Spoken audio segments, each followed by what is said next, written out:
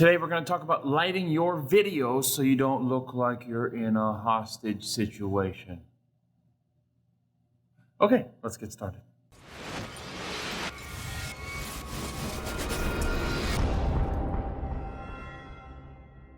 Now, there are three technical parts that you need to film any video. You need the video itself, the audio, and the lighting. Now, lighting requires the least amount of technical knowledge, but it's also one of the hardest things to get right. Look, you know when the audio sounds bad. You know when the video seems off. Lighting, however, is more subtle, and it's not enough just to get a bright light and shine it in your face, or you can get something that looks like this.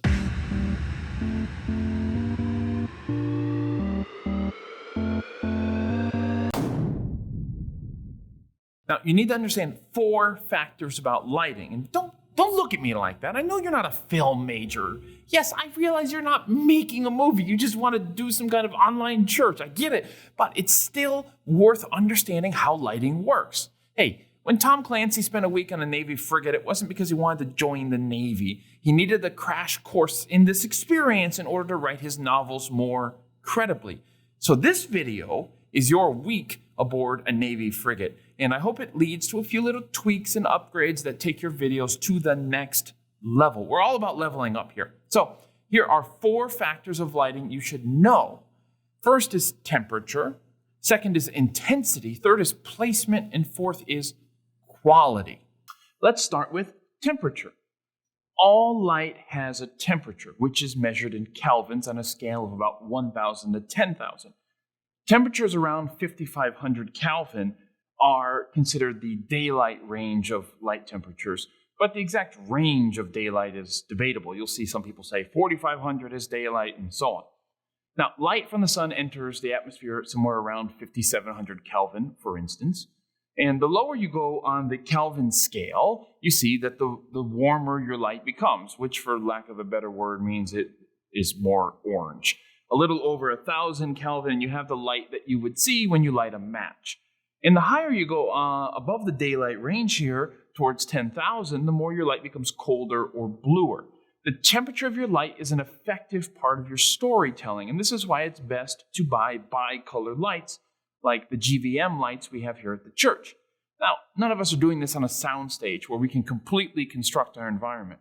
But with these bi-color lights, you can change the temperature of the light to match the space you're in. You generally don't want to mix lighting temperatures. You don't want overhead lights that are very warm and then you have very cool lights on yourself, for instance. But sometimes you can get away with it for dramatic effect. Now, temperature communicates. Warm temperatures tend to convey feelings of intimacy or that something is old and sentimental. Cooler temperatures convey feelings of distance or a sterile environment or boredom or technology or depression, and your lighting sets the mood.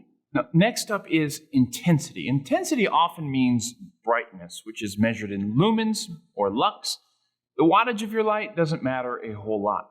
How bright you make your lights is going to be determined by where they're positioned and what their purpose is. Certain lights can be dimmed, like LEDs, or you can move your lights further away. It's up to you. You can also shape the intensity of the light by dropping the exposure on your camera down a stop or two, resulting in a more cinematic or grungy look. I've seen a guy go get a work light from Home Depot, which are super intense lights, which will create really, really, really dark shadows behind you. So he bounced it off a panel of coroplast, which is just corrugated plastic, super cheap, and then threw a diffuser to soften it up. You're going to have to play around and see what works best for you. But most importantly, remember that it doesn't matter what the light looks like to your eye. It matters what it looks like on camera. Moving on to placement. So you've got some lights. Now where do you put them? The basic rule of lighting placement is called 3-point lighting, which is what I've set up around my daughter here on the stage at our church. You have a key light, a fill light, and a backlight. Now, the key light is your main light, which illuminates your subject. And you want to tend to put them, that is the key light and the fill light, at a kind of a tack angles, maybe 45 degrees from your subject. And the key light is the one you want to set first. Your key light could be light coming in from a window, but setting this light first determines where you put the other lights and how intense they're going to be. You generally don't want a light shining straight in someone's face. Usually have it off to one side, which is what we have here. Next, you have a fill light. If your key light is coming in from this angle on the left side of the subject's face, then your fill light is going to come in on the right side of your subject's face. Finally, you have the backlight or hair light or rim light or shoulder light or whatever you want to call it. And the point of the backlight is to provide some highlights, either aiming for your hair like we have in this setup, or if you're standing, then it might be behind you shining at your shoulder. And the whole point of this backlight is to help separate you from the background, so you kind of stand out from the background.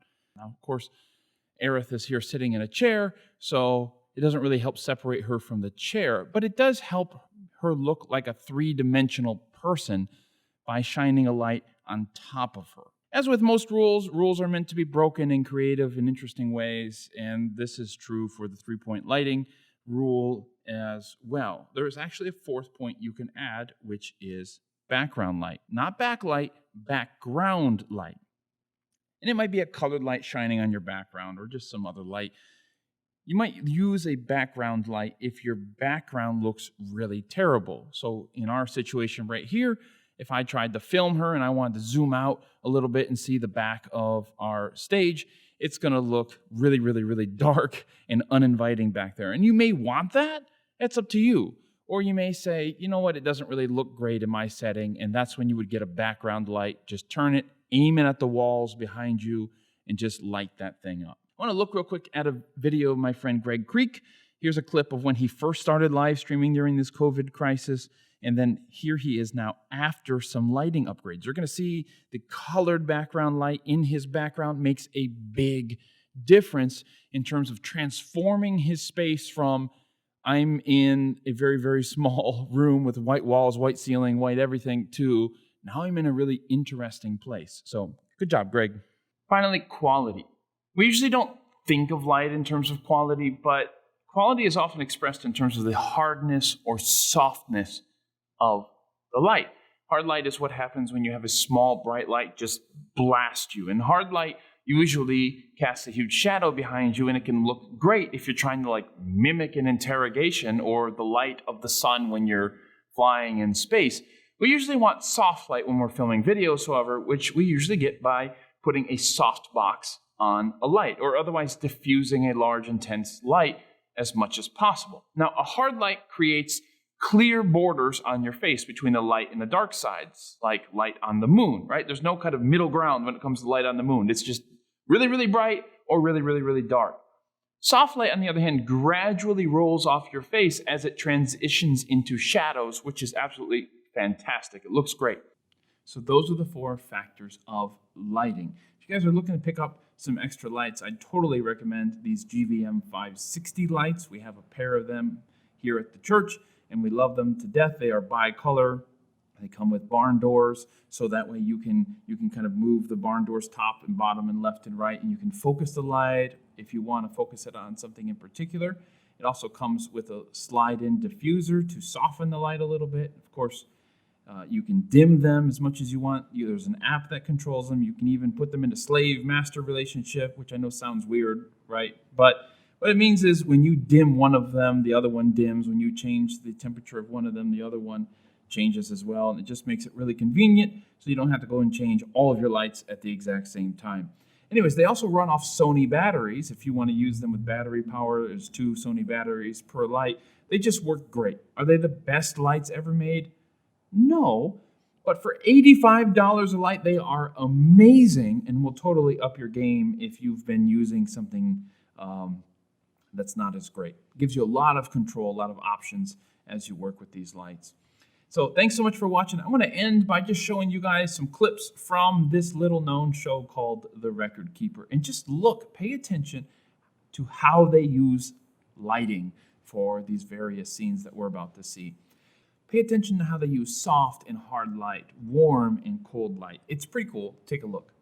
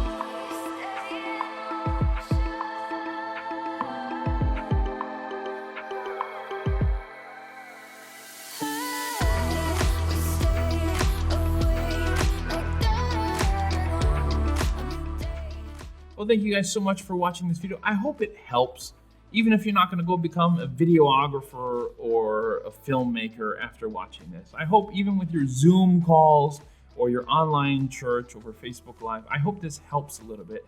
Transform your videos from maybe looking like a hostage situation where you have that bright light straight in your face with no nuance whatsoever to giving you a bit more of a cinematic, interesting look to your videos, and just make it that much more inviting and interesting to view. If you like this video, if you found it helpful, please consider subscribing, give it the old thumbs up, ring that bell to find out when our next videos are coming out. And if you have any tips of your own, things that we didn't get a chance to cover today in this video, feel free to leave them in the comments section below. All right, that's it for me. Remember, the best is yet to come. So, if you're looking for any videos, just look for us. Because we can tell you, my dad just recorded a video about how to do lights, how to turn on lights. And if you need to learn any video, you need to do us.